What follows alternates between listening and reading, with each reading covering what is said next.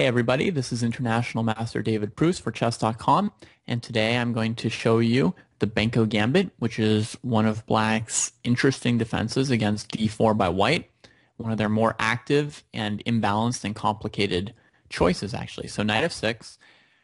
White has some options, so you can't always play the Benko. You can only play the Benko if White plays c4 on move 2 pretty much, and then d5 on move 3. So they can do other things like play e3 or play knight f3, and you have to, have some other opening that you can play in those cases.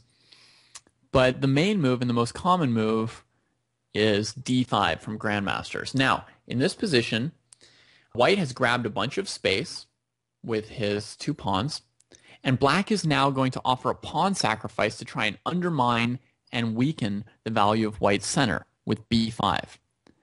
Now, the main structure that's going to arise in the Benko is Black's going to play a6, but I want to show you the main structure that's going to happen in the center. So ignore this pawn tension with me for a moment. What you're going to see is you're going to see White having a knight on c3, Black having a pawn on d6, pawn on e4, pawn on g6, and the bishop coming to g7.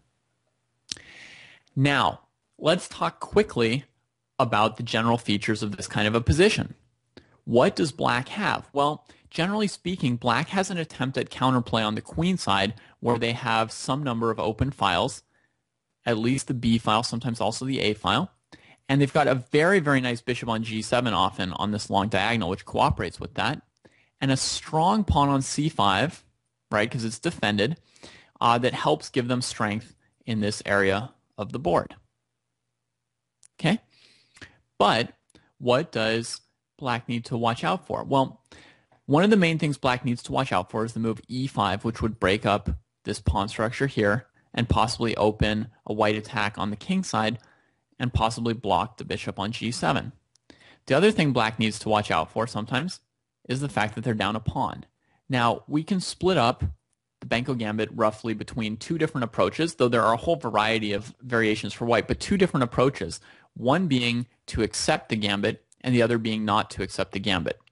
If White accepts the Gambit, then the Benko Gambit will be characterized by Black having better counterplay because he's got two files open and plenty of space for his pieces, right?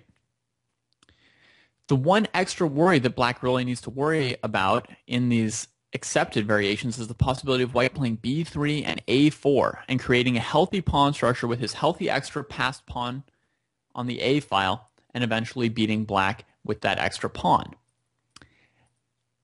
Instead, if you imagine the declined variations, in the declined variations, Black is often not going to have as much space because White won't take creating extra space for these pieces, right? So White might just press their attack in the center like this, or they might play b6, just making sure you don't get this square for your pieces. The extra thing that Black needs to watch out for in the decline variations is that they may not have as much counterplay as in the accepted variations, and they may be a little bit cramped with their pieces on the queen side.